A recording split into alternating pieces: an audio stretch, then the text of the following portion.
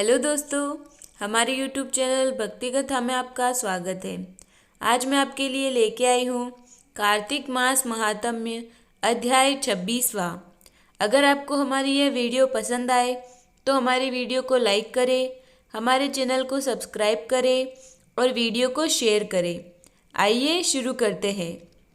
कृष्णाय वासुदेवाय हरये परमात्मने प्रणतक्लेशनाशाय गोविंदाय नमो नमः।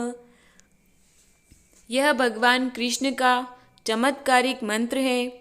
क्लेश के कारण परिवार में अशांति का वातावरण हो तो इस मंत्र का अधिक से अधिक जप करें। पारिवारिक खुशहाली के लिए इस मंत्र का नित्य जप करते हुए श्री कृष्ण की आराधना करें। इसके निरंतर जप करने से कलह और क्लेशों का अंत होकर परिवार में प्रसन्नता लौट आएगी। इस मंत्र के लिए पवित्रता का विशेष ध्यान रखें। स्नान पश्चात कुश के आसन पर बैठकर सुबह और शाम संध्या वंदन के समय उक्त मंत्र का 108 बार जप करें। यह मंत्र जीवन में किसी भी प्रकार के संकट और अशांति को पास फटकने नहीं देगा। कार्तिक व्रत में कार्तिक महात्म्य के अलावा निम्न कहानियाँ भी सुनी जाती है। कार्तिक स्नान की कथा आपको मेरे चैनल पर 4 अलग अलग कथाओं के 4 वीडियोस मिल जाएंगे। तुलसी की कथा यह भी आपको मेरे चैनल पर मिल जाएगी। गणेश जी की कथा आपको मेरे चैनल पर 8 अलग अलग कथाओं के 8 वीडियोस मिल जाएंगे। पीपल की कथा, आंवले की कथा यह भी आपको हमारे चैनल पर मिल जाएंगी। कार्तिक मास महात्म्य अध्याय 26वां। आइए शुरू करते हैं। दुष्ट बुद्धि धनेश्वर ब्राह्मण का वैष्णव दर्शन से उद्धार। श्री कृष्ण बोले, हे प्रिय, उज्जैन नगरी में एक धनेश्वर नाम का ब्राह्मण रहता था। वह अपने कर्मों को नहीं करता था। वह बड़ा पापी और दुष्ट बुद्धि था। वह ब्राह्मण रस, कंबल और चमड़े का व्यापार करता था। झूठ बोलना, चोरी, वेश्यागमन और सुरापान आदि किया करता था। इसी से वह बड़ा दुखी रहता था। एक दिन धनेश्वर देश देशांतर में खरीद और बेच का कार्य करता हुआ महिष्मती नगरी में पहुंचा। वह राजा महिष को बसाई हुई थी, इसलिए उसका नाम महिष्पति था।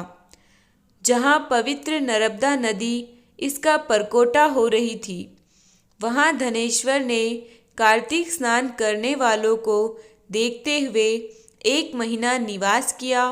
माल की बिक्री के लिए नर्मदा नदी के किनारे घूमते हुए उसमें स्नान करके जप तप और पूजन में लगे हुए ब्राह्मणों को देखा। उसने देखा कि वहाँ कई पुराण पढ़ रहे थे, कई सुन रहे थे, कई नृत्य, गाना, बजाना आदि में व्यस्त थे, तो कई विष्णु के चरित्र सुनने में लगे हुए थे।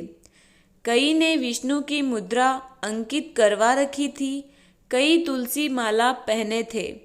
धनेश्वर नित्य वहाँ घूमता हुआ वैष्णवों का दर्शन, भाषण और स्पर्श करता हुआ, इससे उसे विष्णु के नाम का बोध हुआ।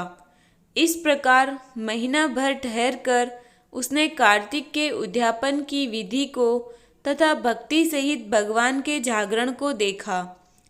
पूर्णमासी के दिन ब्राह्मण तथा गो पूजन, कार्तिक स्नान किए हुए मनुष्यों द्वारा दिए गए भोजन एवं दक्षिणा आदि को भी देखा। फिर सायंकाल के समय मनुष्यों द्वारा शिवजी की प्रसन्नता के लिए दीपदान आदि को देखा, क्योंकि उसी तिथि में महादेव जी ने त्रिपुर दैत्य के 3 पुरों को जलाया था। इसलिए भक्तजन उस तिथि में यह उत्सव करते हैं। श्री कृष्ण बोले, जो मुझको और महादेव जी को भेदभाव की दृष्टि से देखता है, उसके सब पुण्य निष्फल होते हैं। इस प्रकार पूजन आदि को देखता हुआ धनेश्वर वहाँ घूमता रहा। तभी एक काले सर्प ने उसे काट खाया और वह मूर्छित होकर गिर पड़ा। भक्तजन उसको गिरा हुआ देख उसके चारों ओर इकट्ठा हो गए और तुलसी मिला जल उसके मुंह में डाला। उसके तुरंत बाद वह मर गया। यम के दूत उस मरे हुए को बांधकर कोड़ों से मारते हुए यमराज की संयमनी नामक पुरी को ले गए। चित्रगुप्त उसके किए हुए सब कर्मों को देखकर बोले, हे यमराज, इसने अपने जीवन में कोई सुकृत्य नहीं किया है। इसके दुष्कर्म 1 वर्ष में भी नहीं कहे जा सकते। यह दुष्ट तो पाप की मूर्ति है, इसलिए यह कल्प तक नरक में निवास करे। श्री कृष्ण बोले, हे सत्यभामा, तब यमराज काल और अग्नि के समान स्वरूप दिखाता हुआ बोला अपने नौकरों से क्रोधित होकर, हे प्रेतपतियों, इसको मृदगरों से मारते हुए कुंभीपाक नरक में डाल दो। यह पाप स्वरूप है, इसका मुख भी देखना नहीं चाहिए। धनेश्वर को यम के दूत मृदगरों से मारते हुए वहाँ से ले गए। जब मुदगरों की मार से उसका मस्तक फूट गया, ऐसे धनेश्वर को प्रेतपति ने गरम तेल के ओटने वाले, जिसमें चढ़चढ़ाहट का शब्द हो रहा था, ऐसे कुंभीपाक नरक में डाल दिया।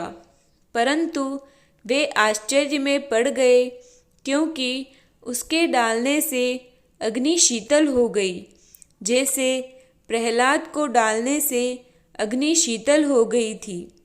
प्रेमपति ने विस्मय युक्त हो वह सब वृतांत यमराज से जाकर कहा।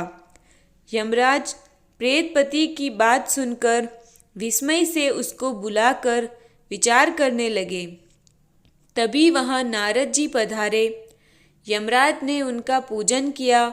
उस धनेश्वर को देखकर हंसकर नारद जी बोले, हे अरुण नंदन, यह नरक भोगने योग्य नहीं है, क्योंकि इसने अंतिम समय में नरक को दूर करने वाला कर्म किया है। जो पुण्य करने वालों का दर्शन, स्पर्श तथा संभाषण सुनता है, वह उनके पुण्य के 6ठे अंश को पाता है। इस धनेश्वर ने अनगिनत कार्तिक व्रतियों का दर्शन और संसर्ग किया है, इससे इसमें पुण्य का 6ठा अंश है। इसने उनकी सेवा की है, इससे यह संपूर्ण व्रत के पुण्य का भागी है, क्योंकि व्रत से मिले पुण्य की संख्या कम नहीं है। भगवान कार्तिक का व्रत करने वाले मनुष्यों के बड़े पापों को भी अपने तेज से भस्म कर देते हैं। अंत समय में तुलसी मिले हुए नर्मदा के जल से वैष्णवों ने इसको स्नान कराकर भगवान का नाम सुनाया है। इससे इसके पाप कोसों दूर हो गए हैं। अतः यह उत्तम गति को प्राप्त करने योग्य है।